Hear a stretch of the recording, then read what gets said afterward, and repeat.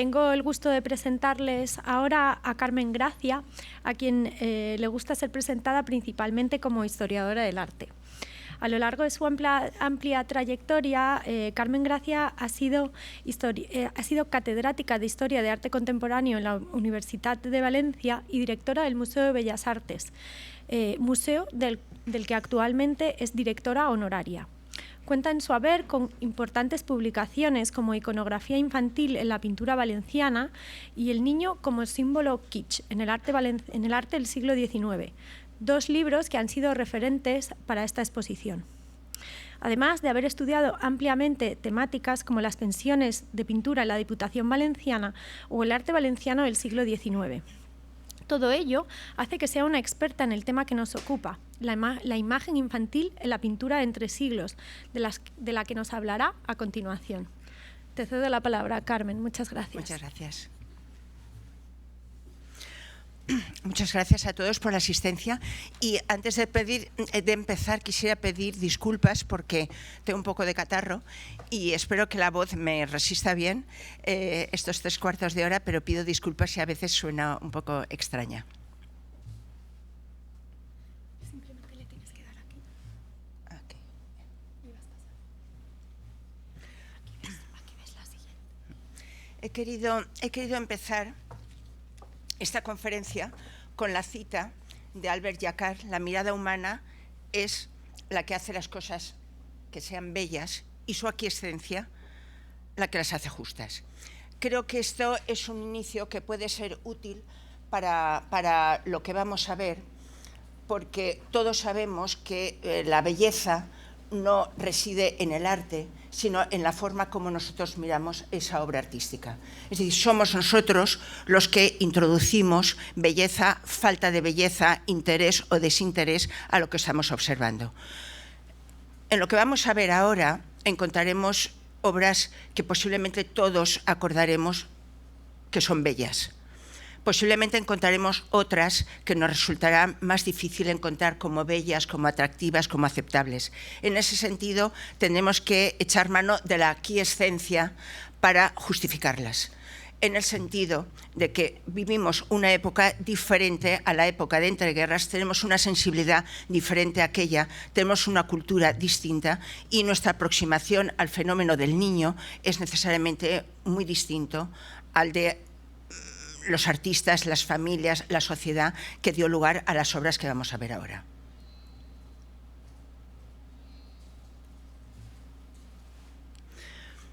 Para el desarrollo de esta conferencia, de esta charla, me he basado en 3 modos de mirar que propone la filósofa Susan Sontag.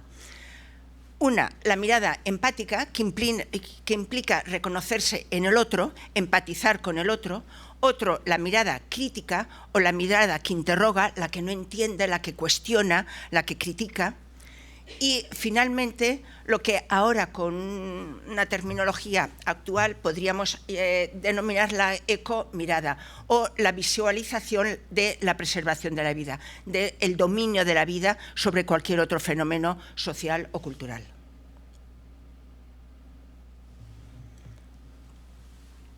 Empecemos por la mirada empática. Y aquí vemos un fenómeno muy peculiar de la Valencia del último tercio del siglo XIX. Sabemos que la infancia, lo hemos visto en intervenciones anteriores, sobre todo en la intervención de Gemma. La infancia como fenómeno cultural no es un fenómeno estático, inamovible, que se haya dado a lo largo de los siglos del mismo modo. O sea, lo que nosotros entendemos ahora por infancia es un constructo cultural que nació en la Edad Moderna y se desarrolló fundamentalmente a lo largo del siglo XIX, estimulado por la Revolución Industrial y por la aparición de la familia nuclear. Este fenómeno, concretamente en Valencia, se da como en el resto de España, pero en Valencia coincide con la construcción del espíritu de lo valenciano.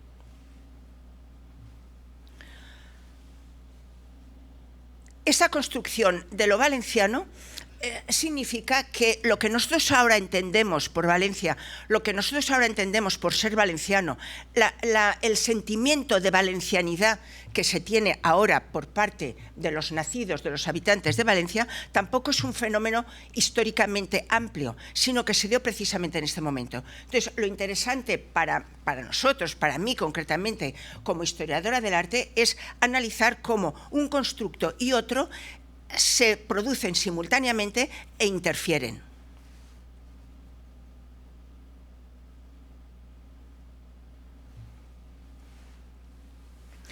Puesto que se dieron conjuntamente, los artistas utilizaron con frecuencia ese nuevo concepto de infancia que no existía antes para visualizar un nuevo concepto de sociedad política y cultural que era la Valencia que estaba surgiendo. En esta construcción de lo valenciano, utilizando el elemento infantil por primera vez, tenemos como obra significativa el Tribunal de las Aguas. El Tribunal de las Aguas de Bernardo Ferrandis es una obra realizada por Bernardo Ferrandis como pensionado. O sea, las obras más importantes que vamos a ver del ámbito político son todas de pensionados. O sea, la construcción de lo valenciano se crea a partir de una ideología política generada en torno a la Diputación de Valencia, que era el único órgano político independiente que había en aquel momento, y la Academia de Bellas Artes. Entonces, conjuntamente crean toda una construcción destinada a poner en imágenes la nueva ideología. En una época en que, lógicamente, no existía la televisión, la manera de transmitir ideas a los demás era a través de la pintura. Bernardo Ferrandis era un republicano, cantonalista, uno de los generadores de la ideología del cantón valenciano, y unos años antes del cantón, en 1864, siendo pensionado de la Diputación de Valencia y viviendo en aquel momento en París, crea esa pintura, el Tribunal de las Aguas de Valencia, supuestamente en 1800, donde establece toda la ideología del nuevo concepto de Valencia y donde por primera vez los niños tienen una función protagonista, no accesoria. Esto lo podemos entender mejor si comparamos este cuadro con el grabado de 1831 en el que se inspira. Si nos fijamos en este grabado, vemos que el tribunal está formado por togados, es decir, por profesionales, y que no hay ningún niño, solo hay una mujer que es una espectadora. En el Tribunal de las Aguas, los togados han desaparecido. La justicia la imparte el propio pueblo, los propios huertanos. La mujer ha dejado de ser una espectadora y es el eje central del cuadro. Y los niños están escuchándola. Es decir, esa nueva sociedad que los cantonalistas querían crear era una sociedad basada en la igualdad social, en la igualdad de la mujer y el hombre, en una igualdad donde de predominar a alguien era la mujer, aquí vemos que la que está ganando el juicio es la mujer, y los niños que en este momento se están construyendo como elementos de futuro, como los generadores no solo del futuro de la familia, de la sociedad, sino como el futuro de la humanidad, y que como tales tienen que ser educados, podemos ver cómo hay, perdonad, yo creo que se me oye igual, ¿no? Un niño que está atentamente escuchando a la mujer y otro niño que es un obrero, un trabajador, está inclinado respetuosamente escuchándola. Es decir, lo que viene a decir este cuadro, la nueva sociedad será una sociedad eminentemente femenina. El poder estará en el pueblo y en la mujer, y las nuevas generaciones, los dos niños, tienen que aceptar eso y están en una postura de aceptar esa nueva sociedad. Esto, por supuesto, fue un sueño que duró unos años.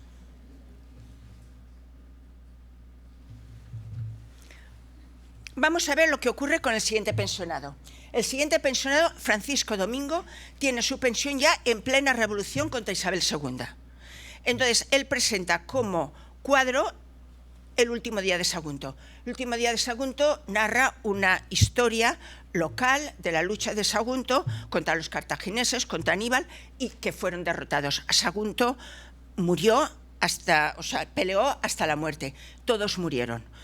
Cuando los valencianos, cuando los receptores de esta pintura veían este cuadro, no estaban exclusivamente pensando en la caída de Sagunto. Estaban interpretando la revolución que ellos estaban viviendo en este momento, la revolución contra el centralismo. Es decir, que son pinturas que tienen dobles lecturas. Ateniéndose al pasado, en realidad están representando el presente.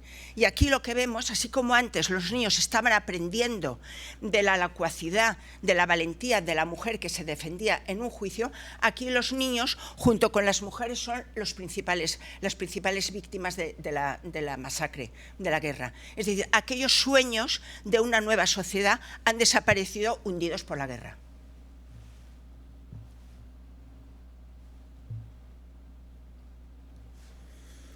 El siguiente cuadro de índole política es de Joaquín Sorolla, también como pensionado. El palleter. El palleter es un tema también tópico de la historia local valenciana. Es el alzamiento de un vendedor de pajuelas para encender fuego que amotinó a la gente para levantarse contra Napoleón, contra la invasión de Napoleón en 1808. Aquí, sin embargo, ya vemos una diferencia respecto a las pinturas anteriores. Hay niños, pero vemos a un niño en brazos de su madre y a otro que se quiere ir y está obligado por el padre o por el hermano a mantenerse ahí. Ya no son niños protagonistas de los hechos, son niños que quieren huir del hecho. Aquí el tema valenciano se está convirtiendo en un tema tópico. Ya todos van vestidos de labradores, ya se ha convertido en una pintura casi costumbrista. Ha perdido contenido ideológico. En este momento la monarquía estaba ya totalmente establecida, la etapa revolucionaria había pasado, la sociedad estaba ya en unos niveles más conservadores, y lo que hace Sorolla es simplemente recordar un tópico que en el momento presente, en el momento que él lo pinta, ya no tiene un contenido ideológico, sino que tiene un contenido meramente cultural, simbólico y tópico.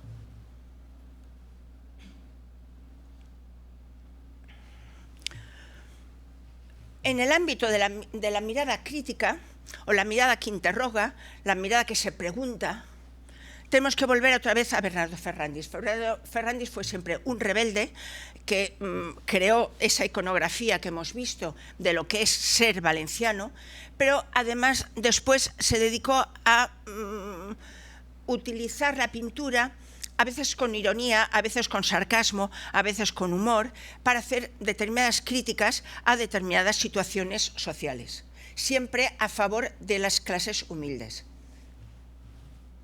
Por ejemplo, en esta pintura Desaparecida, que tiene un doble título, El alegato o La talla de reclutas, alude a la guerra a las guerras imperiales, a las guerras de Cuba, de Filipinas, donde las personas adineradas podían pagar para que sus hijos no fueran a la guerra, y únicamente iban a la guerra las clases bajas.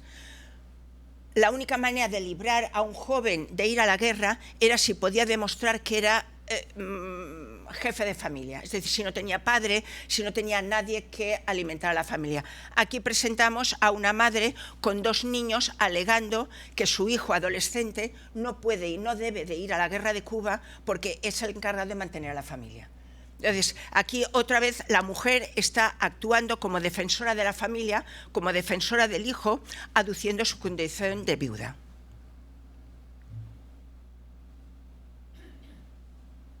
Bernardo Ferrandis, que era bastante atrevido, en una época en que era muy difícil ser atrevido cuando se trataba de temas eclesiásticos, hace otra pintura, otra representación, titulada Como pez en el agua, donde representa a un clérigo rodeado de chicas guapísimas, que una le ofrece bebidas, otra dulces, otra le limpia el sombrero, pero fijaos cómo hay una mirada muy pícara entre el eclesiástico y el niño aguador que ha venido con el burro. Entonces, él no dice nada, pero está diciendo mucho.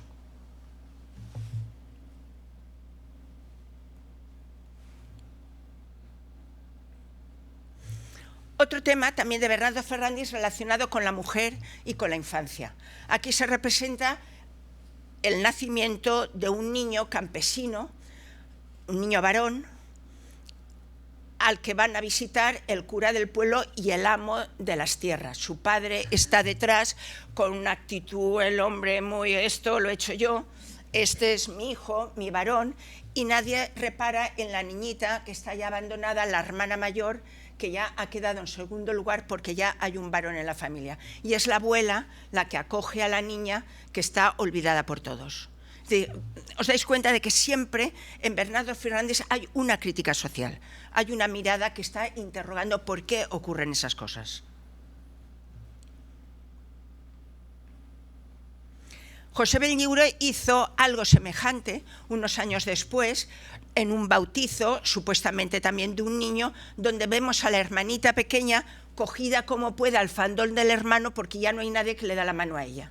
Y está acurrucada, encogida, disminuida y simplemente se coge al faldón del hermanito.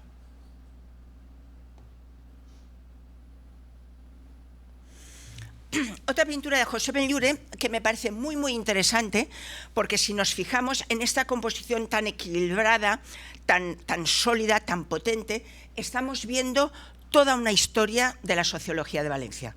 Podemos ver al jefe, al amo,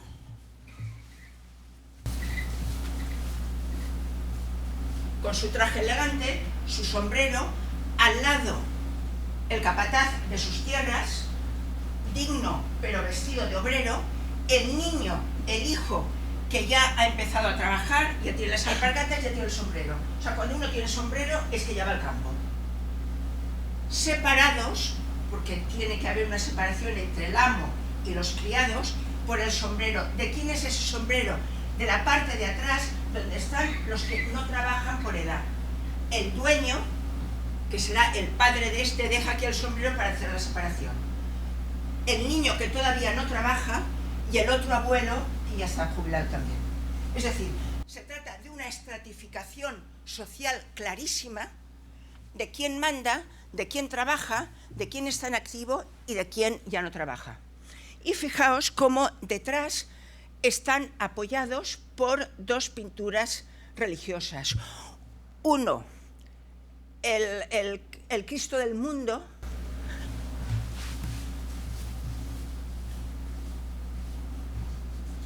el amo del mundo, en una representación religiosa de Jesús, y en la parte de los trabajadores, la cruz. O sea, la cruz está siempre encima del trabajador. Tengo que decir que, en general, los pintores valencianos, todos estos pintores que estamos tratando, no solo Sorolla, que se ha dicho antes, todos son de extracción social muy baja, de origen muy humilde, siempre continúan teniendo conciencia de sus orígenes humildes, son republicanos, son poco religiosos y bastante revolucionarios. Entonces, como muchas cosas no era fácil decirlas, ellos encuentran la manera de decirlas de una manera disfrazada. Entonces, somos nosotros los que tenemos que ir indagando para poder captar los mensajes sociales que nos querían mandar.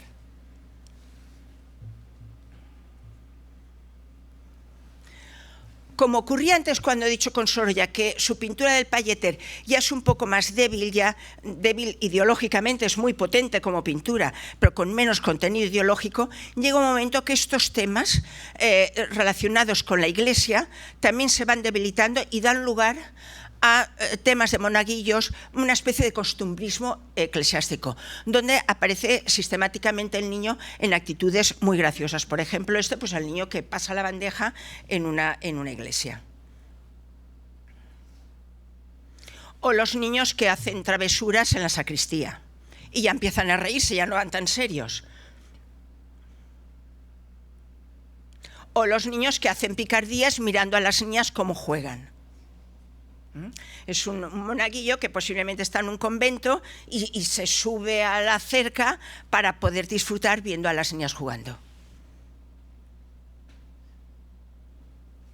llega un momento que este costumbrismo se convierte ya en puramente cultural, ha desaparecido toda connotación ideológica, y en este retrato que hace Sorolla de su hija y de su hijo, simplemente el traje valenciano, el arreglo del caballo es algo festivo para una procesión religiosa o cultural o de diversión, pero sin el contenido ideológico que tenían las obras de 10, 20 años antes. En el mundo académico la infancia tiene otras connotaciones diferentes.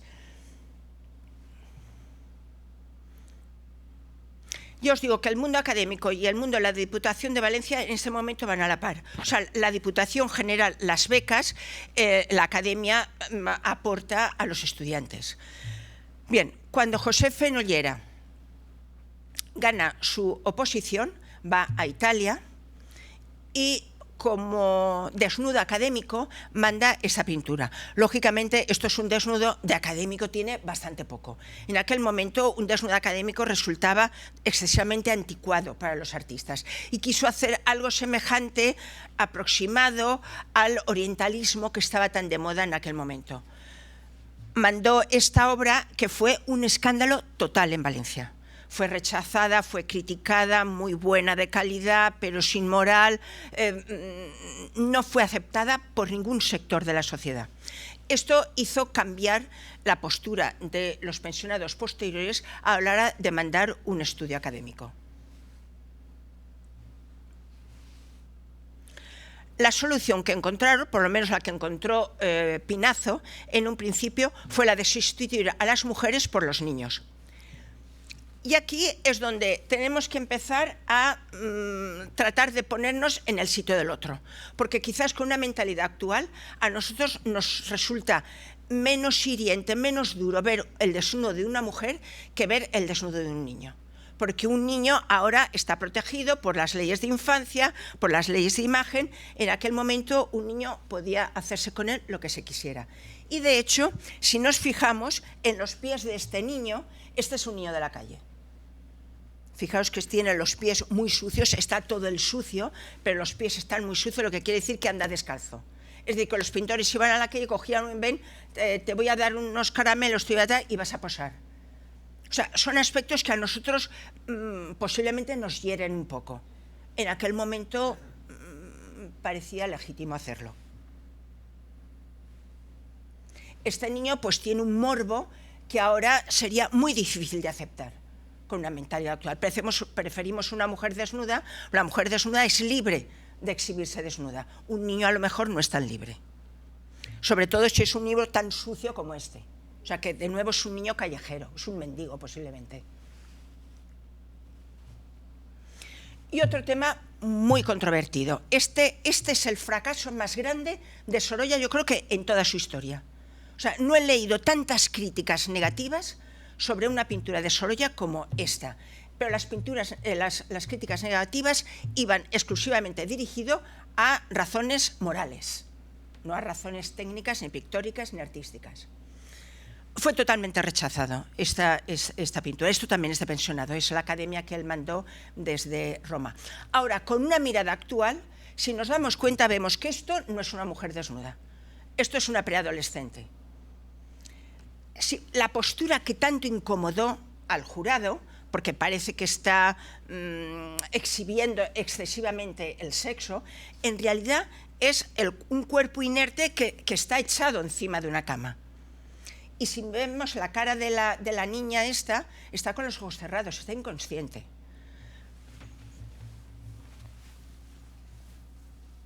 Si miramos aquí, vemos una botella vacía. Y ahí me paro, no digo nada más. Una preadolescente inconsciente y una botella vacía. El primero que hizo pinturas de niños fue Pinazo. Y se quejaba de que los niños le daban mucho trabajo porque no paraban quietos, porque se movían mucho, porque no se estaban quietos, que duraban mucho y tal y cual. Parece ser que algunos pintores encontraron el medio de tranquilizarlos. Esto es los comentarios negativos que hizo la Academia en la recepción de la pintura de Sorolla.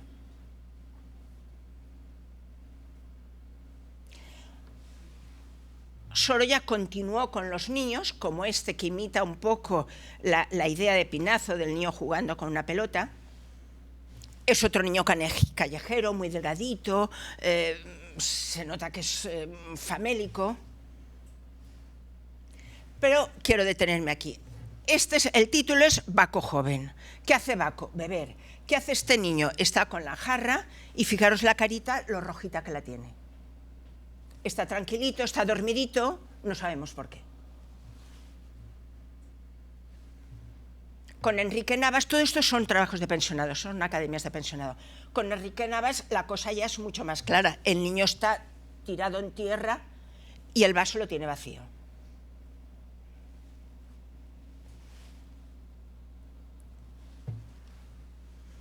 Y aquí una niña, una de las pocas niñas que aparecen ya por el miedo que tenían.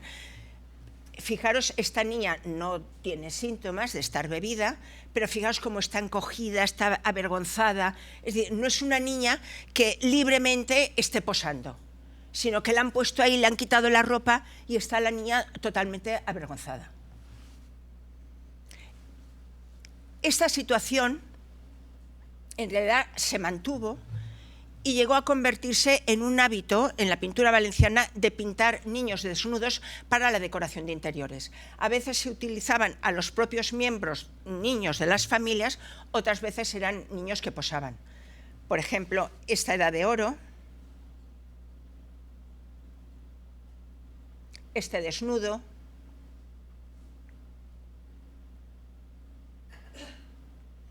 este Baco niño, que en realidad yo creo que es un pan, pero vaya, el título es Baco. Y la idea de representar a los niños desnudos pasó también a la fotografía. Esto es un retrato del suegro de Sorolla, de Antonio García, que estableció una costumbre que se mantuvo durante bastante tiempo. Es niño donde veis que se le ve el sexo, es masculino, es un niño. La costumbre, y la fotografía es una tarjeta postal. La costumbre era cuando una familia tenía el primer hijo, varón, hacía una fotografía de estas y la mandaba a todos los familiares de fuera, para que supieran que ya tenían un varón. Otras veces era cuando se tenía varias hijas y finalmente un varón, entonces a ese último varón también se le fotografía desnudo con el sexo al aire, para que se viera que ya tenemos al varón en la familia.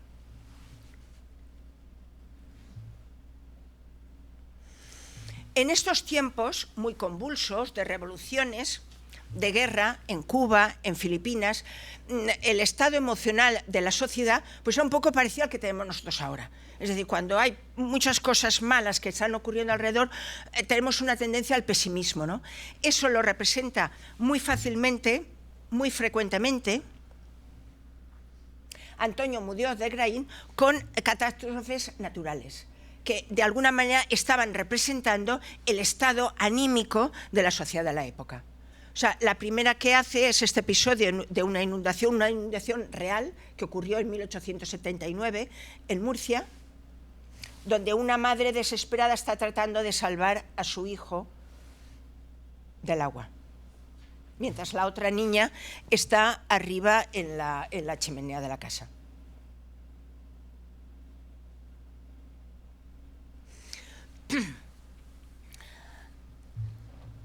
Había un tópico en Sierra Nevada en donde se decía que había manadas de lobos salvajes que atacaban a las personas y las destruían. Entonces Antonio Muñoz de Graín cogió este tópico donde se representa también a una pareja, a un matrimonio tratando de salvar a sus niños. El niño está en ese cestito ahí arriba y está tratando de elevarlo para salvarlo de los fieras salvajes que van a destruir a la familia.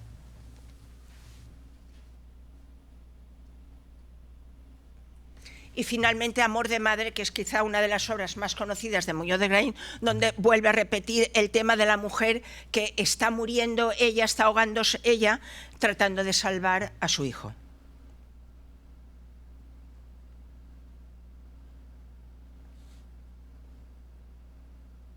Fijaos que de nuevo tiene el niño el sexo muy visible. O sea, es el heredero el que hay que salvar.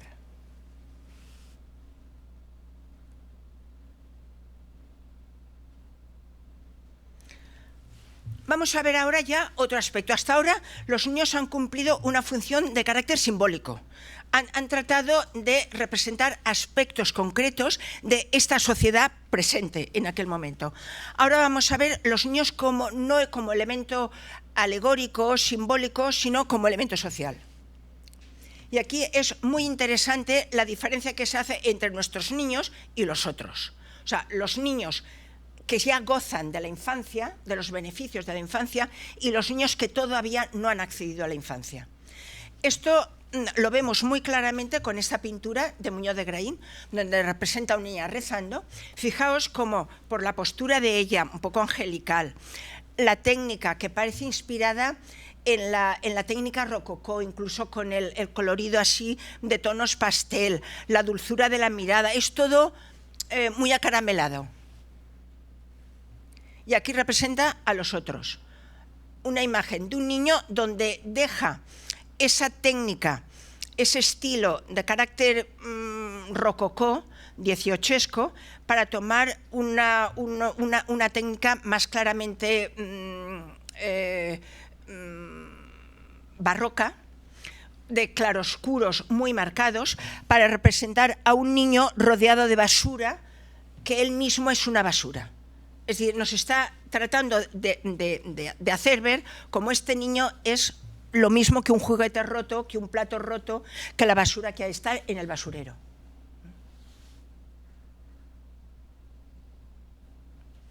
Vamos a ver cómo se representan a los nuestros, a los elegantes, a los guapos, a los cultos.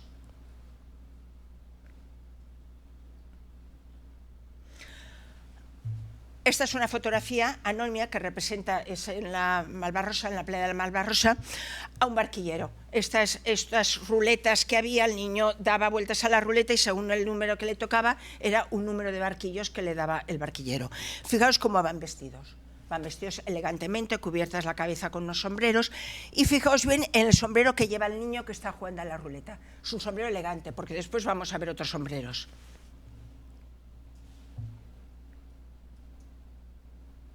Y así es como juegan los otros niños. El que no tiene acceso a los barquillos o no tiene acceso a los juguetes, había un pardaler, que era un pajarero, era un hombre que cogía pájaros vivos, les ataba una cuerda y la vendía a los niños. Entonces, los niños que van ahí van descalzos, van con alpargatas, son niños de clase baja.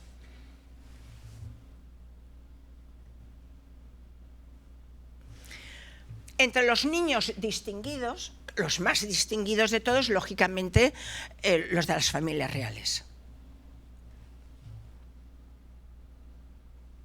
Este es un retrato que hace Francisco Domingo a las infantas, María Mercedes y María Teresa, en 1886. ¿Sabéis el conflicto que hubo con el nacimiento de Alfonso XII?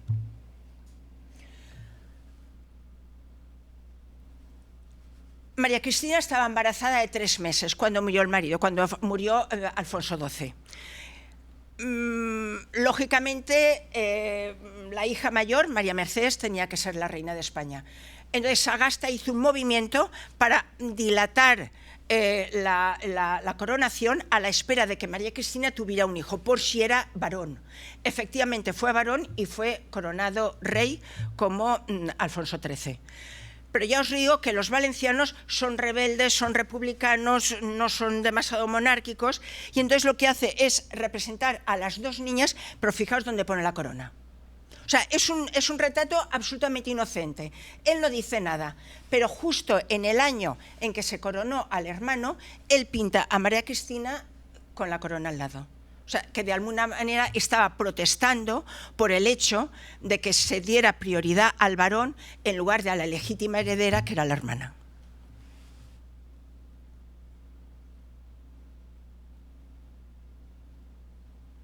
Y aquí una pintura que es un poco conflictiva. Mis compañeras me han cambiado el título porque Gemma en su disertación ha hablado de esta pintura como obra de Cobhai. Yo la tenía catalogada como de Ignacio Pinazo. Entonces, son los problemas que tenemos los historiadores, que hay veces que hay que investigar. A mí siempre me ha constado, por la familia de Pinazo, que esto era un encargo que se le había hecho a Pinazo. No importa, eso ya posiblemente, si Patrimonio Nacional lo ha puesto así, es porque será así. Yo no lo voy a discutir. Ahora, es interesante, quizás Pinazo hizo una copia, no lo sé. El hecho es que es una obra que está inspirada en Velázquez, evidentemente. Es de una gran belleza, es impresionante la pintura esta. Y después, el mismo año en que supuestamente Pinazo, yo decía Pinazo, ya no sabemos si es él o no, en el mismo año Pinazo pinta a su propio hijo, representa a su propio hijo montando un caballito de juguete, le pone las mismas plumas adornadas. Es un poco como diciendo, mi hijo también es un príncipe. Esto es un rasgo muy de la familia de este momento, de la familia nuclear. Yo soy el rey de mi familia, mis hijos son príncipes y no hay una distinción entre los hijos de los reyes y los hijos míos. El hecho de que la pintura de Alfonso XIII no sea realmente de Pinazo me rompe el esquema. Pero vaya, el hecho es que Pinazo pintó este cuadro al mismo tiempo que se estaba pintando el retrato de Alfonso XIII.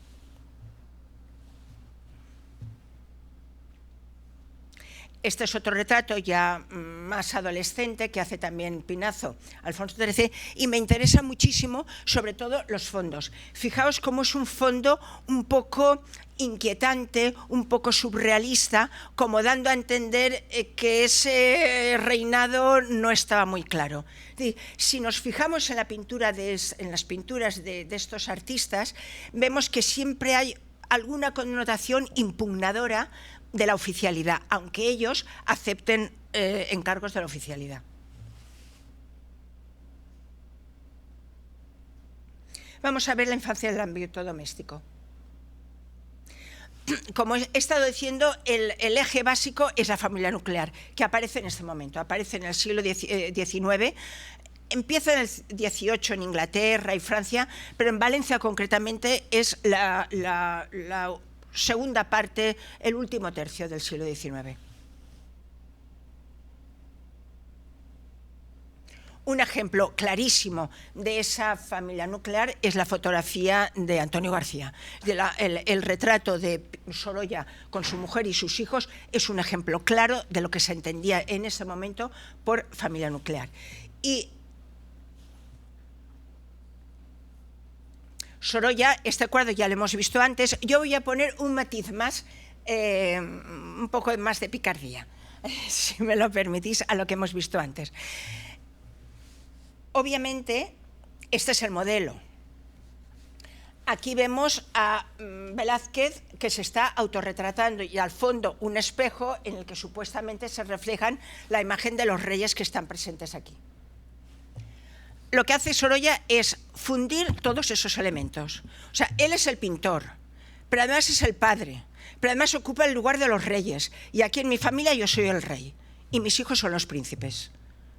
Es siempre la misma tendencia a romper estructuras, a decir que yo y mi familia somos exactamente igual a una familia, aunque esa sea la real.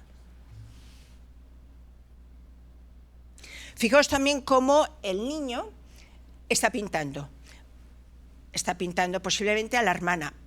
Esto es importante porque vamos a ver otras obras de este tipo. Y vamos a ver a una serie de retratos infantiles de los propios hijos de los artistas, por ejemplo, Roberto Domingo, el hijo de Francisco, con una carita muy triste. Pepito Pinazo, el segundo hijo, no, el hijo mayor de Ignacio Pinazo, ya no le caben más adornos. O sea, ya no puede tener un sonajero de plata. Su padre empezó a trabajar a los 7 años, nunca se escolarizó. También, como Sorolla, también fue huérfano desde muy niño, tuvo que trabajar para mantener a sus abuelos, pero su hijo es un rey y le pone todos los adornos que él de niño no pudo tener.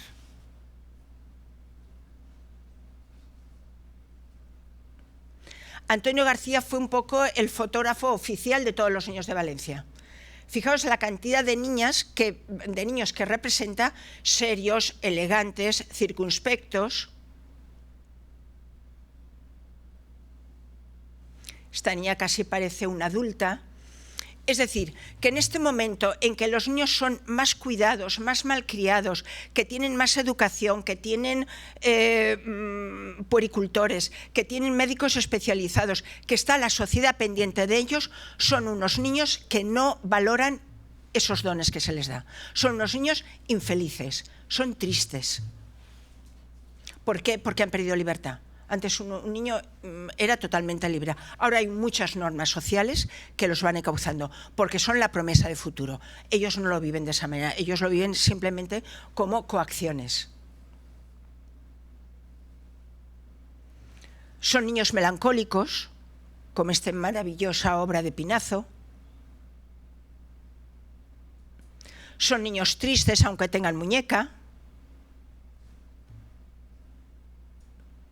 Son niños aburridos.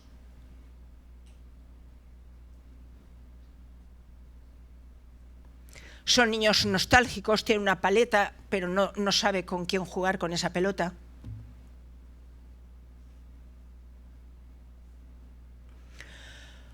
Son niños que a veces se enfadan con los padres. Este es Ignacito.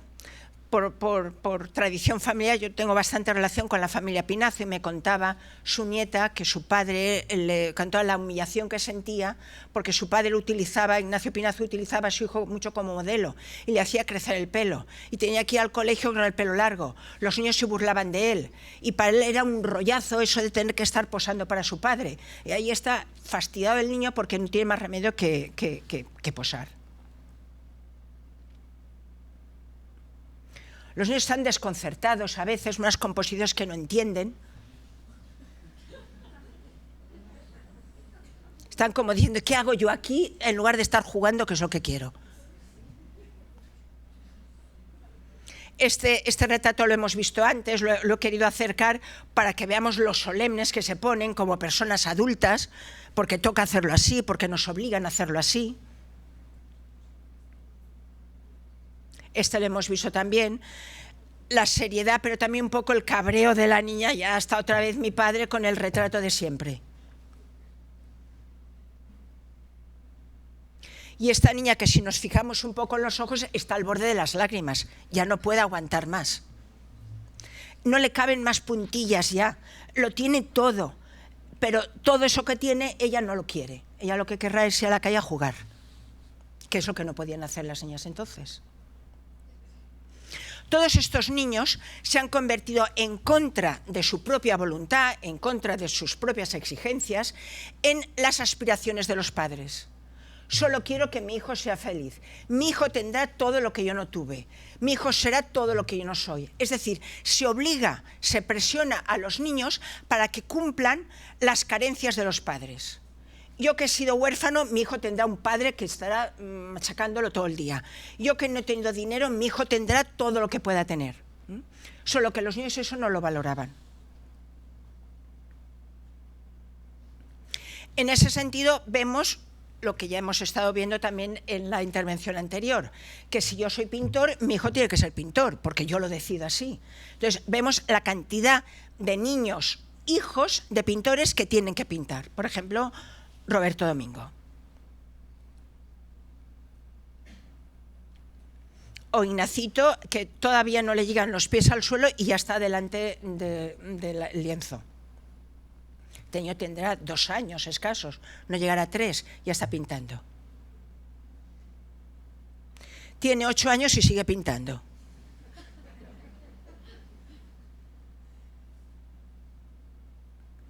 Pero además los niños tienen que estudiar, porque yo no pude estudiar, porque era muy pobrecito y tenía que ganar la vida. Mis hijos estudiarán. Y entonces ya Pepito ya tienen que enseñar a Ignacito, que es un bebé, ya tiene que estar empezando a enseñarle a escribir. Y los niños tienen que estudiar en el colegio, aprenderse las lecciones de memoria. Y pasan los años y siguen recitando lecciones de memoria. Pero además con un uniforme muy elegante, porque mi hijo, yo me lo puedo permitir, irá a un buen colegio, cosa que yo no hice. Entonces el hombre va totalmente vestido con el uniforme de un colegio caro.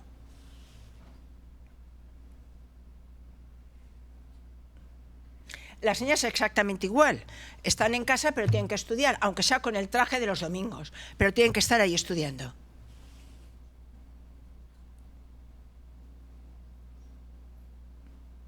Y esa es una pintura muy interesante de familia nuclear, donde la madre está ayudando en los deberes al niño, el padre está haciendo la siesta al fondo, este no se entera de nada, este va a su bola y yo ya he trabajado bastante, ahora descanso, y la abuela hace calceta en primer plano. Es decir, un ejemplo muy claro del concepto de familia de la época.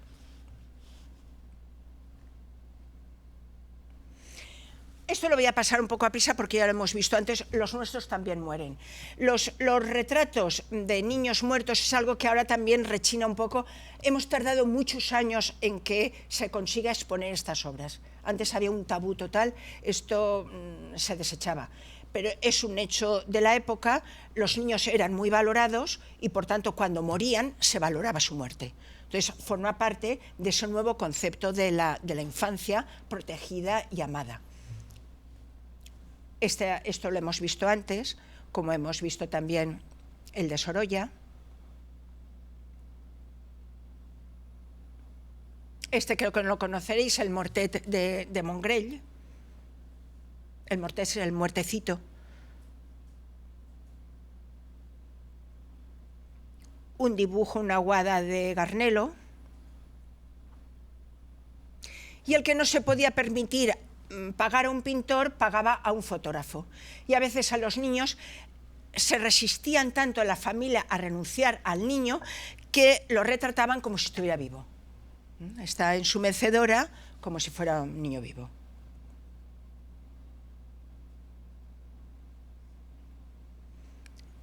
Este es otro niño muerto, pintado en la acuarela, está iluminado, que ya sabemos que Sorolla empezó iluminando fotografías también.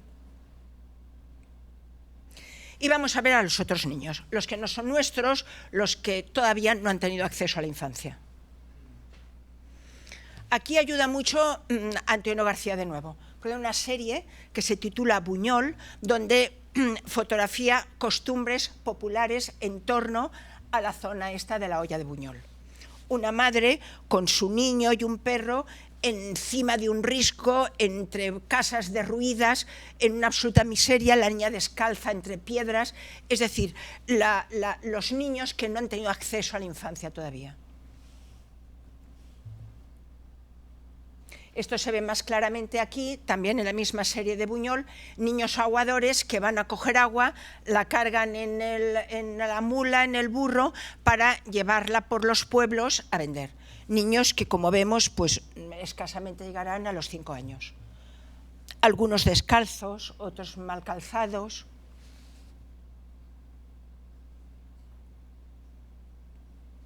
Pero a pesar de todo, estos niños eran libres y algunos incluso simpáticos. Es decir, no tenían dinero, no tenían medios, tenían que malvivir, pero tenían cara de pillos, disfrutaban. El sombrero era cogido de un vertedero, la camisa sucia, pero un tipo feliz.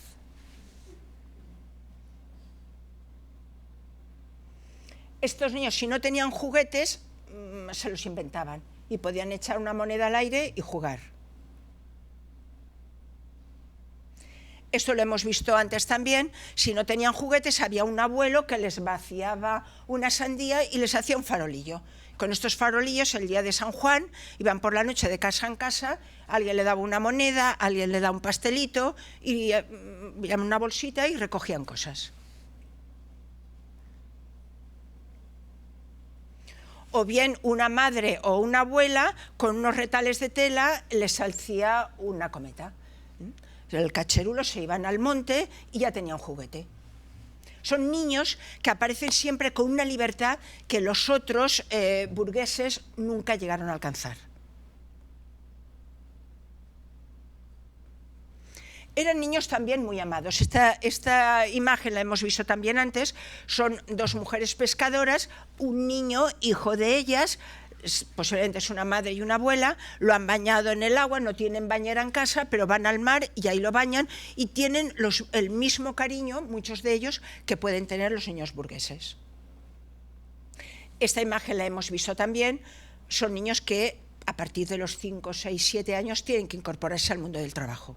Normalmente en trabajos familiares, aquí parece que es una madre, un niño adolescente y otros que están ahí, o sea, toda una familia trabajando haciendo cuerdas. Otros son pescadores y tienen que ir a pescar con los padres. Este aquí al fondo, pues es un niño que escasamente tendrá 7 años.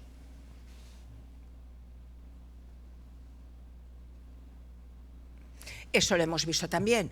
O sea, los hijos del placer, los hijos del pecado, la triste herencia, es decir, los hijos de los otros. Los míos no, los míos son sanos. Estos son los del pecado, no los míos.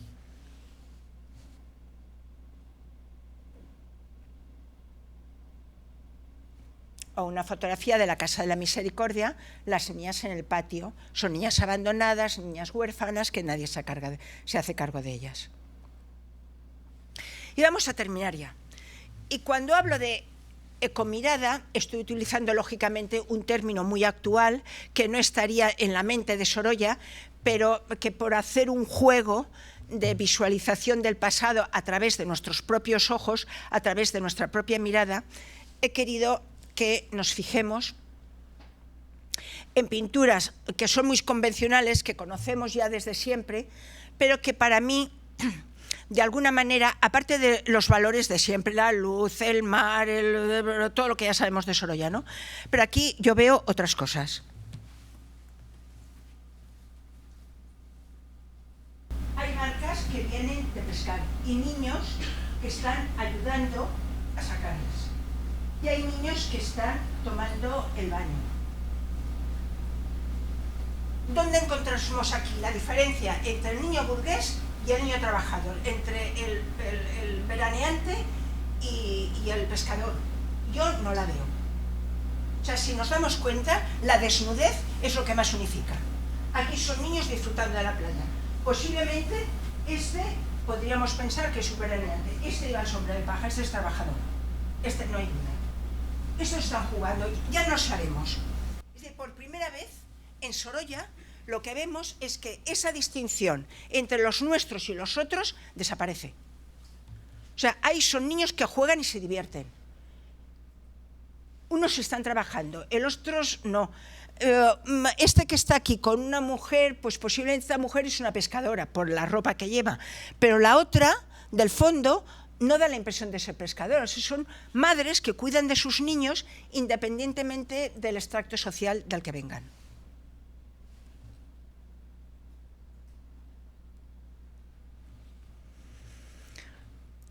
Una de las habilidades que yo encuentro en Sorolla, en el tema que nos tratamos ahora, es que utiliza a la naturaleza para crear esa fusión. Ya no importa de qué extracto social seamos, lo que importa es la libertad, la alegría, el disfrute, el contacto con el mar, el contacto con el aire, la naturaleza. Es decir, la ideología ha quedado aparte, el simbolismo ha quedado aparte. Si son míos o son de los demás, también ha quedado aparte. Lo que vemos son niños disfrutando. Eso, en la historia de las representaciones infantiles en la pintura valenciana de entre siglos, es una novedad. Eso es el primero que lo hace. Abandona la impugnación social, abandona la crítica y se implica con la vida. Eso es lo que nosotros ahora entendemos por una ecomirada. Y si queremos rizar mucho el rizo y queremos fantasear un poco sobre lo que hizo Sorolla, si nos fijamos, hay dos niños de pelo oscurito y cuerpo muy bronceado. Y este de aquí tiene el pelo rubio y la piel más clarita. Sabemos que históricamente ha habido una tendencia a representar a las clases altas como rubias y a las clases bajas como más oscuras de piel. No sabemos si lo hizo deliberadamente o simplemente representó lo que vio. pero da la impresión de que aquí hay un niño que es, digamos, un veraneante que está pidiendo amistad a los otros. O sea, se va acercando y los otros se vuelven. O sea, están interactuando. Niños de un extracto social y niños de otro, porque son iguales. Tanto desnudo está uno como los otros.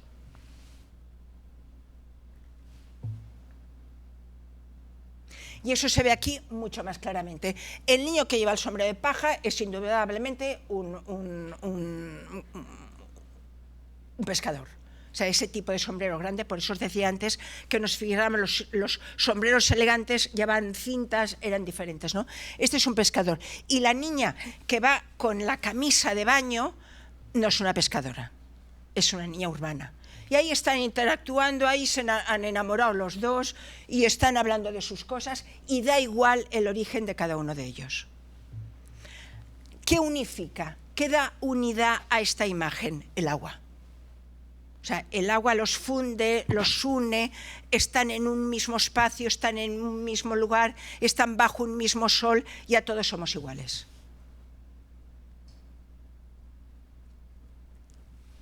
Lo que nosotros podemos aprender de esto es el valor que tiene la naturaleza de unificar. O sea, a partir de estas obras podemos aprender a cohabitar de una manera diferente, en un ámbito diferente donde humanos y no humanos, como es este caso, pueden disfrutar de los mismos beneficios de la naturaleza. Y con esto vamos a terminar. Esta pintura me gusta mucho porque aquí el cuerpo del niño prácticamente desaparece fundido con el agua. Ya no sabemos lo que es agua, lo que es cuerpo, es una fusión total donde de una manera muy clara esa idea de la ecomirada de Susan Sontag creo que se representa con una evidencia visual como muy pocos pintores han logrado hacer. Y con esto terminamos. Muchas gracias por vuestra atención.